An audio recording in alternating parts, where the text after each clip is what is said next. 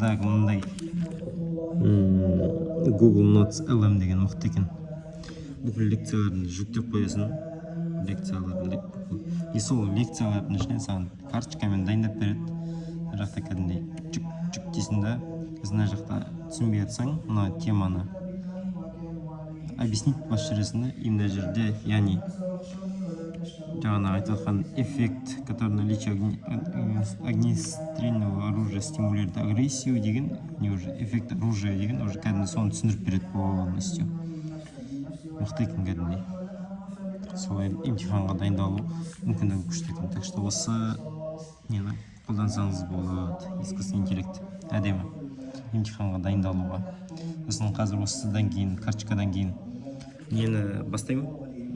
Презентациямен түсіндіріп береді, и одан кейін тест басып болады. Әрі қаратай уже тестпен уже зафиксировать етіп аласың ғой түсінген тақырыбында.